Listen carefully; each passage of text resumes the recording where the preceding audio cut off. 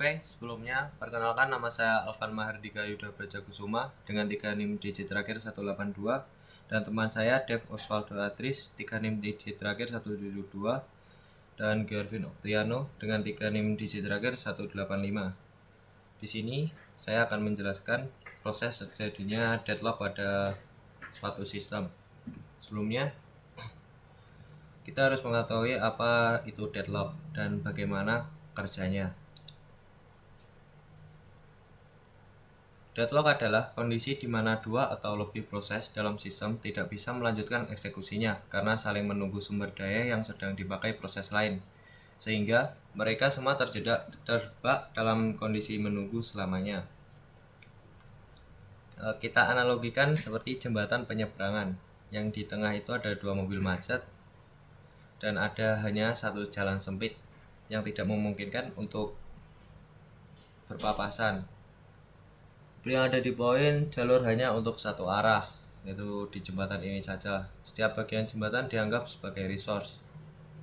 Jika terjadi deadlock atau macet, dapat dipecahkan jika satu mobil mundur atau melepas resource dan rollback. Ini dia, mobil harus mundur salah satu jika terjadi deadlock agar berjalan kembali. Jika tidak ada yang mau mengalah, itu menyebabkan starvation yang menyebabkan kerusakan pada sistem. Langsung saja pada simulatornya. Di sini saya menggunakan CPU simulator. Sebelum melakukan simulasi, tentunya dibutuhkan program untuk membuat atau mengawasi sebuah resource. Program tersebut telah kami sediakan. Ini programnya terdiri dari 4 program, di mana tiap-tiap program memiliki fungsi yang kurang lebih sama, yaitu mengalokasikan sebuah resource ke dalam memori. Terdapat 4 program akses resource 1, 2, 3, dan 4. Masuk ke dalam simulator, kita compile programnya itu tadi. Saya akan copy paste saja.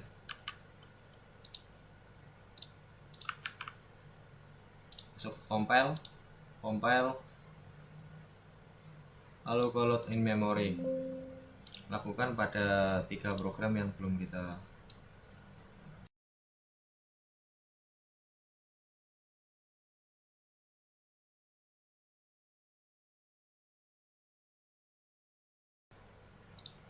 Setelah itu, program tersebut akan masuk ke dalam program list, yang tentunya setelah masuk ke dalam program list kita bisa menganalisis masuk ke dalam OS 0 atau OS 0.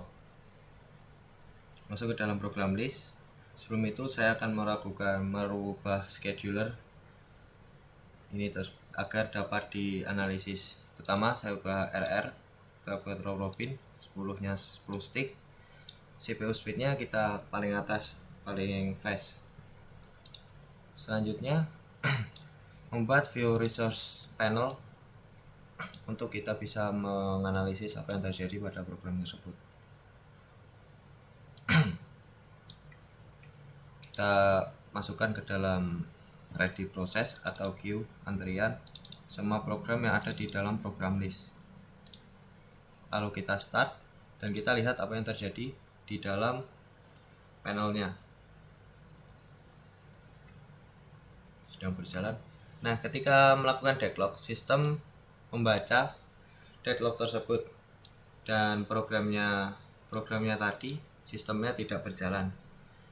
Terdapat tulisan warning process deadlock is detected, dan kita bisa rilis salah satu secara manual yang terdapat terallocate yang berwarna merah. Kita rilis salah satu untuk melanjutkan untuk bisa diproses kembali sampai selesai. Kita tunggu.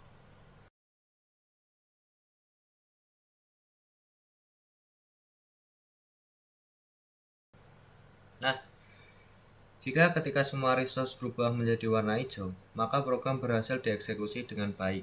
Ini hijau semua. Dan kita berhasil melewati proses deadlock dengan sempurna dengan cara manual, dengan cara merilis salah satu yang terkena deadlock.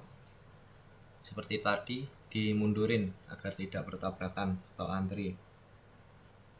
Tapi yang kami ingin tunjukkan adalah salah satunya adalah proses preventif, atau ini prevent ada 3 macam dan recover ada 2 macam, yang program agar program ini tidak mengalami deadlock. Oke, yang pertama kita jelaskan pada menu prevent yang ada di sini. Menu prevent atau pencegahan berisi 3 strategi utama yang dirancang untuk mencegah deadlock bahkan sebelum terjadi. Ini dilakukan dengan membatasi atau mengatur cara proses memperoleh dan menggunakan sumber daya. Yang pertama adalah disallow halt and wait. Kita centang, kita masukkan program ini lagi seperti pada awalnya.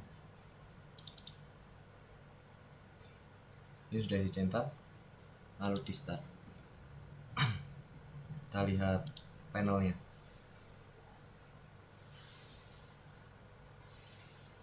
Nah, tadi kan muncul deadlock tadi, tetapi program tetap berjalan hingga program ini selesai. Kita tunggu menjadi selesai.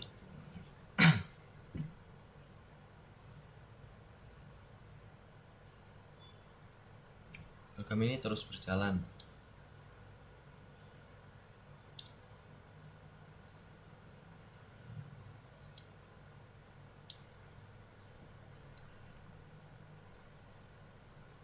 Berubah dan nanti akan hijau semua. Nah, hijau semua berarti prosesnya sudah selesai. Jadi maksudnya proses hold and wait ini, proses tidak diperbolehkan untuk menahan satu sumber daya sambil menunggu sumber daya lainnya.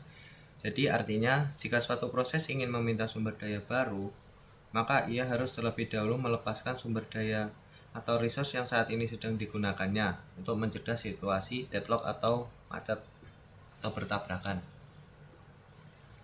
Oke, yang selanjutnya adalah disallow circular wait. Kita masukkan cara yang sama.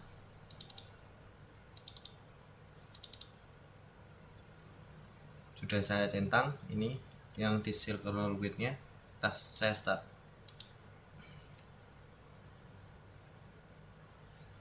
Sama seperti tadi, pasti deadlock. Nah, muncul deadlock dan sistemnya itu tidak bisa berjalan. Kenapa? Dengan mengaktifkan fungsi ini, sistem akan mencegah terbentuknya siklus dalam rantai permintaan sumber daya. Sebab dalam deadlock, proses A menunggu proses B, B menunggu C, dan seterusnya hingga kembali ke awal, ke A, membentuk lingkaran atau yang namanya circular wait tadi. Dengan memutus kemungkinan terbentuknya siklus. Jadi dengan prevent ini tidak cocok pada program ini, yang menyebabkan tetap deadlock. Berarti tidak cocok. Selanjutnya menggunakan use total ordering. Total ordering seperti tadi, kita centang terlebih dahulu. Kita buat antrian baru seperti yang pada awal tadi, lalu kita start. Kita amati apa yang terjadi. Apakah program bisa berjalan dengan lancar atau tidak.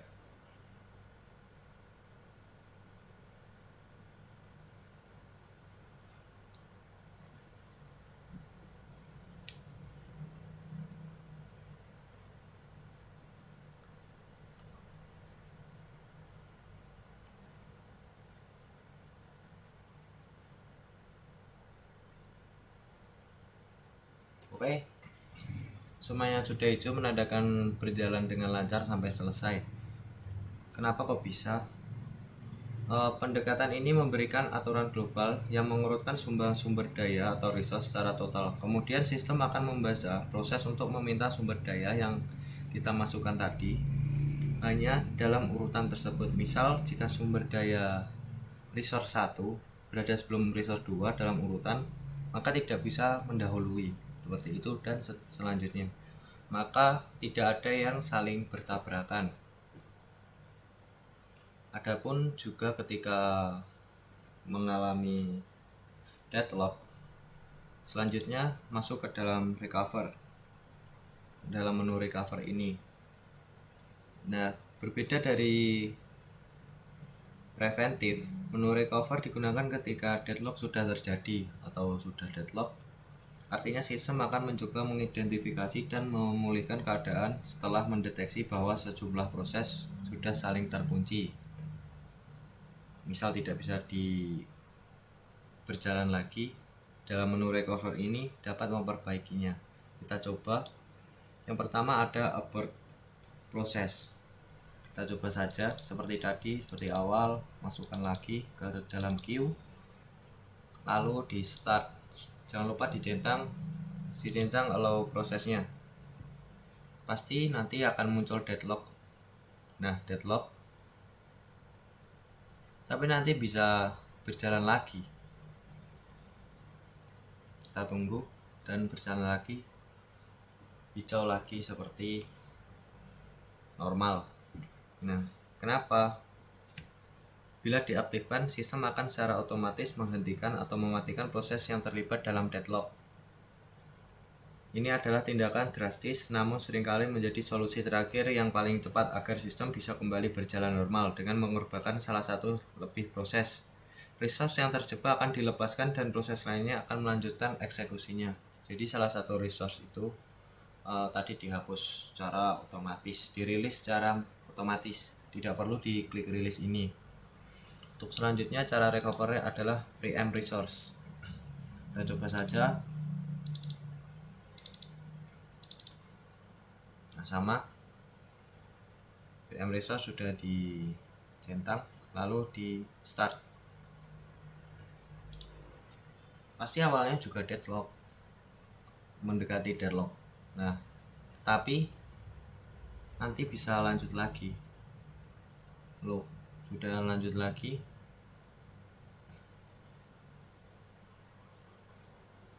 Nanti akan selesai hijau. Mengapa demikian? Sumber daya dari proses yang saat ini sedang menggunakannya, resource tersebut kemudian dapat dialokasikan ke proses lain yang juga membutuhkan. Teknik ini mirip dengan sistem multitasking pada sistem operasi, di mana sumber daya bisa dipaksa dipindahkan demi kelancaran sistem secara keseluruhan meskipun lebih halus dibanding mengabort proses. Strategi ini tetap harus digunakan hati-hati karena bisa menyebabkan proses yang sedang berjalan kehilangan data atau tidak stabil. Jadi prosesnya itu dibagi jalannya seperti tadi. Misal ada jembatan, itu jembatannya menjadi dua, yang menjadikan ada dua jalan, tetapi bisa membuat resiko datanya akan hilang, tidak sinkron satu sama lain. Nah, itu adalah recover dan prevent yang bisa kami jelaskan. Dan ada satu menu lagi, avoid ini tidak usah. Yang selanjutnya adalah detect. Detect ini digunakan untuk bisa menyembunyikan tulisan warning yang ada di atas seperti ini. Kita coba saja. Warning deadlocknya tidak kelihatan. Kita coba, kita start.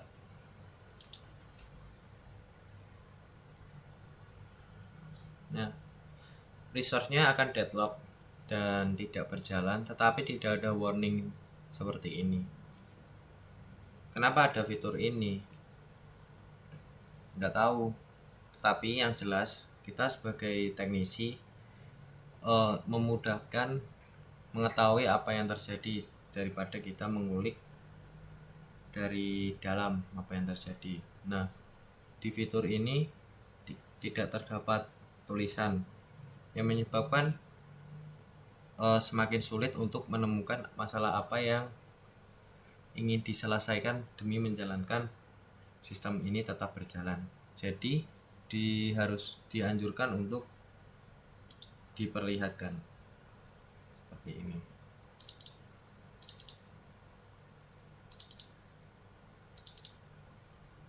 Sudah.